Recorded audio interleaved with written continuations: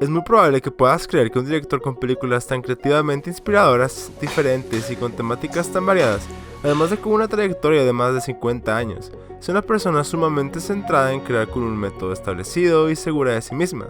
Pero la realidad es que si has visto tan siquiera un poco de la vida de Hayao Miyazaki, fuera de su ocasional foto sonriente, te habrás dado cuenta de que es una persona que incluso hemos visto retratada en memes, muy quejumbrosa y negativa. Es sin duda un creador muy difícil con el cual trabajar, y muy exigente para todo su equipo de trabajo.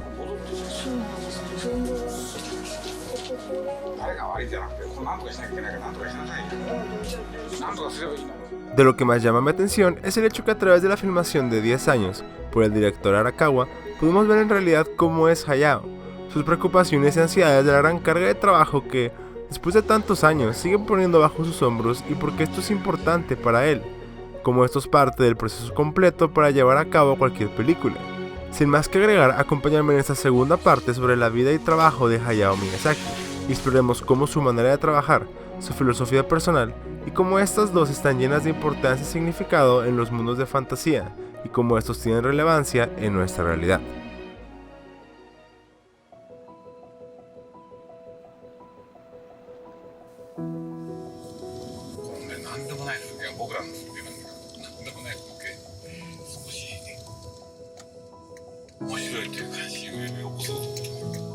A lo largo de ver su vida cotidiana es sencillo darnos cuenta de que Hayao Miyazaki encuentra inspiración en cualquier tipo de medio, desde la música, la pintura y al ver más películas, pero que además encuentra oportunidades para desarrollar ideas para sus películas desde lo banal y lo cotidiano,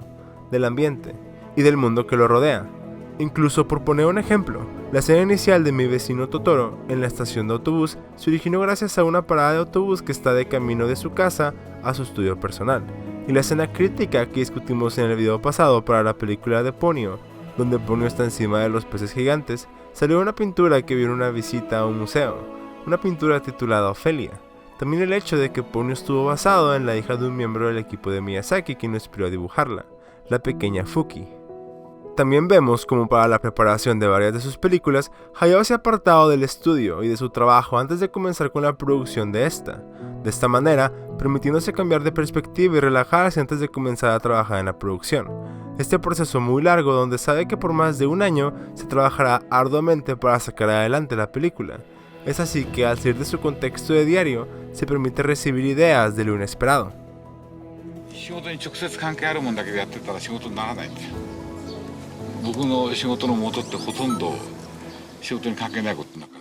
Más a menudo que no, vemos a Miyazaki apartarse en zonas con poca gente, ya sea zonas rurales o zonas donde pueda estar más conectado con el medio ambiente.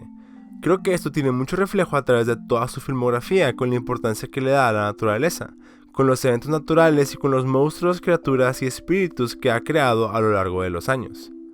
Esto tiene mucho que ver con el sintoísmo o shintoísmo, religión que, así como gran parte de Japón practica, así también Miyazaki. Se trata de la veneración de los kami, que básicamente incluye espíritus sobrenaturales, objetos de la naturaleza y hasta fenómenos de crecimiento. La cosa es que podemos ver esta huella en casi cualquiera de las películas de Miyazaki, la importancia que le da a la naturaleza y al medio para protegerla, así como el impacto que ésta llega a tener en la vida de sus personajes, cómo los afecta, cómo influye en sus vidas y ellos en ella. Pongamos por ejemplo la princesa Mononoke, donde este espíritu del bosque acecha a las personas que viven a la cercanía en Irontown o Ciudad de Hierro, pueblo dedicado a la explotación de los recursos del bosque.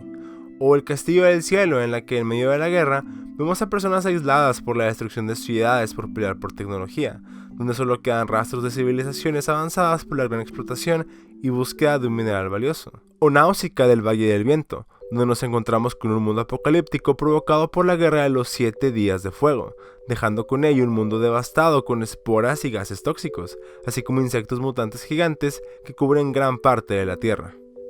Pero al mismo tiempo Miyazaki se rehúsa a romantizar la naturaleza como puramente benigna, rechazando así un idealismo del bien y del mal. Los jabalíes, los lobos y los simios de la princesa Mononoke no pueden ponerse de acuerdo sobre cómo proteger el bosque, y cuando el dios jabalí es alcanzado por una bala, sucumbe al odio e intenta arrasar la aldea del príncipe Ashitaka. Incluso entonces, el primer instinto de Ashitaka no es matarlo, sino suplicarle que se vaya. Cuando te encuentras con algo que es muy extraño y que no has visto antes, en lugar de asustarte, trata de conectar con él, dice Miyazaki. Eso es el principio del shintoísmo en esencia.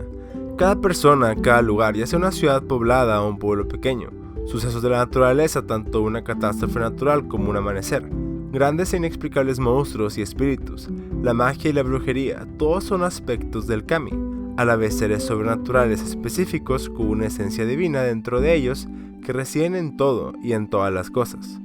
Con esta idea de pensar esparcida en toda su filmografía, nos damos cuenta de que nunca se ha tratado de malos o buenos en sus películas, o de vencer con el bien sobre el mal, por así decirlo.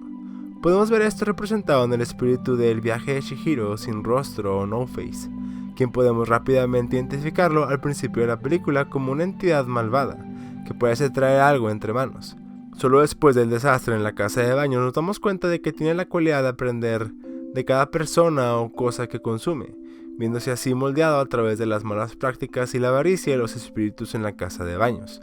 cosa que da como resultado que sin rostro actúa en maldad y en ambición que lo corrompe, pero que al salir de la casa de baños con Chihiro y dirigirse hacia la casa de Zeniba e interactuar en ese ambiente, podemos ver su curiosidad gentil sobresalir, incluso podríamos decir su lado amable y sincero.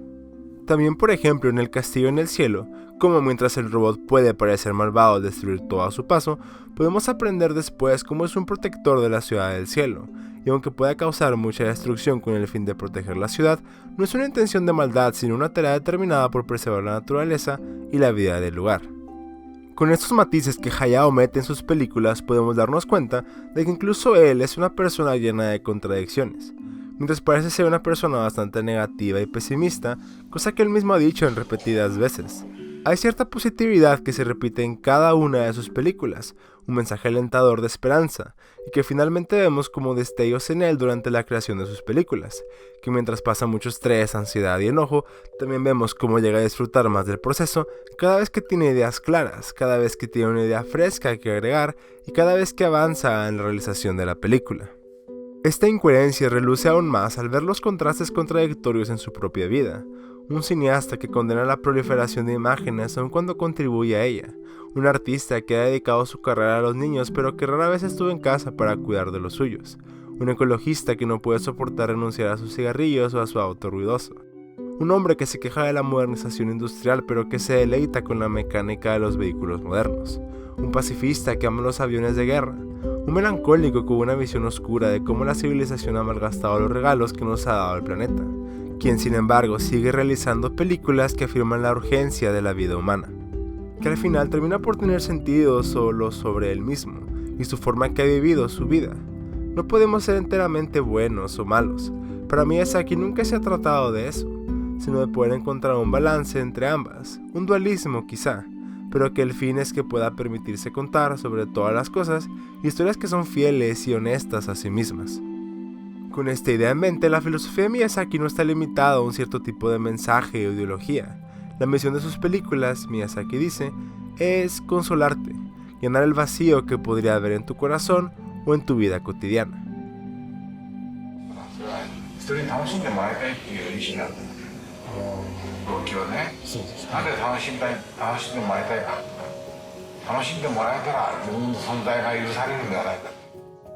Entonces podemos ver que Miyazaki no pretende enseñarnos mensajes claros sobre cómo debe de funcionar el mundo o sobre cómo específicamente él piensa, como él mismo ha llegado a decir.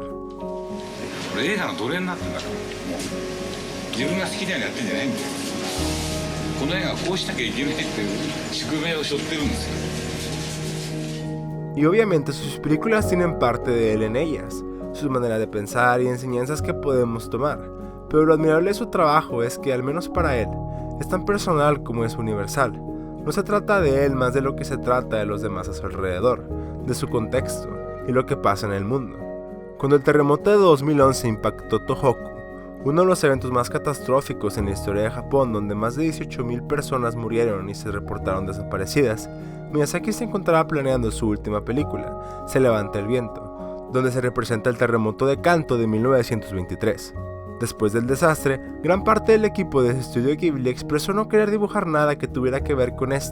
porque le recordaba de los malos momentos, de los malos tiempos que habían pasado, a lo que Miyazaki dijo lo siguiente.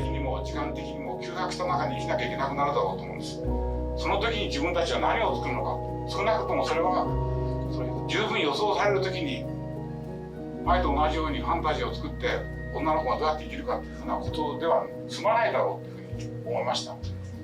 風立ちぬというのはですね、実は激しい時代の風が吹いてくる、吹きすさんでる、その中で生きようとしなければならないという意味です。それがこの時代の変化の中に対する自分たちの答えでなければならないと思います。Incluso con la oposición mediática que hubo para llevar a cabo la película, Miyazaki sostiene que la razón por la que deberían continuar con la producción de esta película es que con hacerla pueden recordarle al mundo la manera de afrontar adversidades, como en este tipo de situaciones al mantenerse con la mirada en alto, como creadores, artistas y animadores pueden inspirar a las personas al continuar trabajando, poder tener una mejor visión sobre el futuro y así poder crear una leyenda sobre el suceso para las futuras generaciones. Esto quiere comunicar en un cierto sentido un nivel grande de nostalgia. Nostalgia de lo contrario ignorada por los cambios constantes del mundo actual. Hay muchos argumentos sobre cómo esto es particularmente relacional con el pueblo japonés, que mientras vive en la sociedad actual modernizada y globalizada, hay un anhelo, algo triste, por un Japón más antiguo, libre tanto de la arrogancia imperialista como del materialismo que vivimos en Occidente. Pero considero que esto es fácilmente traducible al mundo entero, y la razón por la que hoy en día seguimos anhelando alrededor de muchas partes del mundo mundos más simples, tiempos más simples. Las películas de Miyazaki evocan mundos de fantasía que se sienten tan reales como estructurados, realistas, pero al mismo tiempo optimistas, genuinos a ellos mismos, extraordinarios dentro de lo cotidiano, externos a nuestro mundo y al mismo tiempo relacionables. Una era de posibilidades perdidas o ganadas, como Miyazaki bien ha dicho. Nacer significa estar obligado a elegir una época, un lugar y una vida. Existir aquí y ahora significa perder la posibilidad de ser una infinidad de otros potenciales seres. Y creo que es precisamente por eso que los mundos de fantasía de las películas de dibujos animados representan tan fuertemente nuestras esperanzas y anhelos. Ilustran un mundo de posibilidades perdidas para nosotros.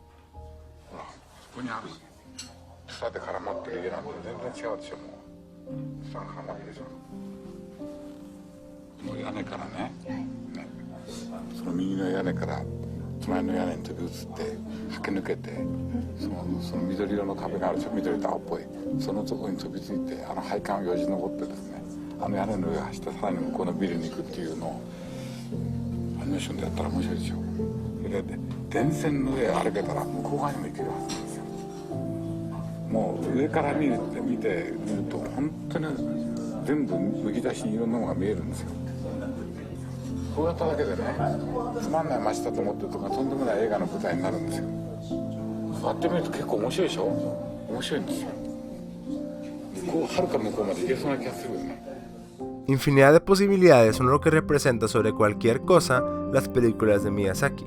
La oportunidad de hacer, de crear, de accionar. De esto es lo que se trata la animación. Todo depende de cuánto hacemos nosotros para generar un cambio en nuestras vidas.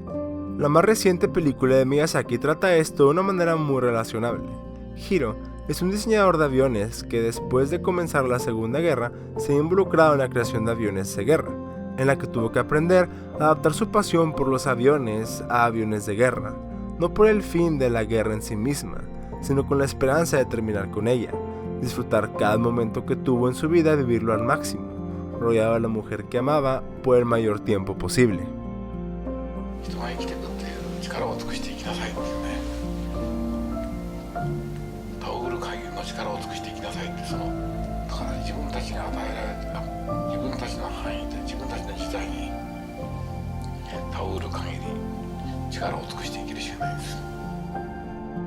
Hoy en día, con 11 películas a sus espaldas después de haberse retirado del cine en el 2013 y con 80 años de edad,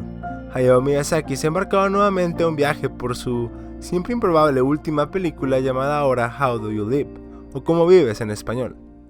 No ha sido revelada gran información acerca de la producción de esta película, más que Miyazaki sigue dirigiéndola con el mismo estilo particular de todas sus películas, dibujando cada fotograma, incluso haciéndola ahora con más fotogramas por segundo, y una historia que continúa mezclando aspectos vitales de nuestra realidad, ahora a través de un joven adolescente durante el Japón de los años 30, con aspectos muy relacionables de fantasía que seguramente romperá, como siempre suele hacer, las barreras de la imaginación y sacará a relucir la creatividad de espíritu que él posee.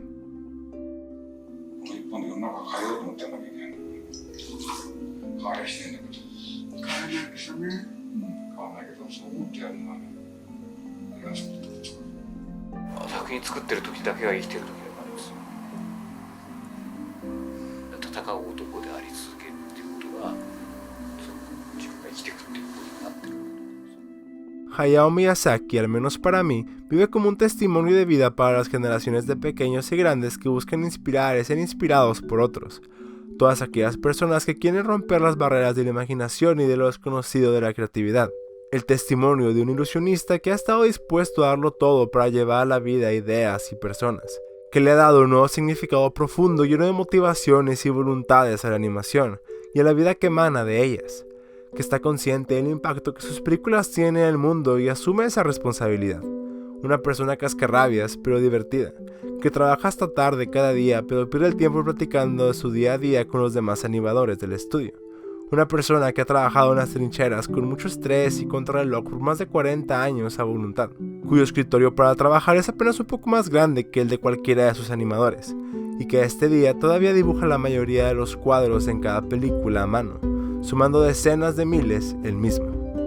No sé tú, pero yo no puedo esperar para ver su siguiente película y lo que sea que nos pueda contar y transmitir a través de ella. Tampoco me importa si tengo que esperar un par de años más porque estoy seguro de que valdrá la pena. Una pieza más llena de posibilidades infinitas, personas que son más que personajes, y mundos de fantasía tan inmersos que bien podrían ser reales.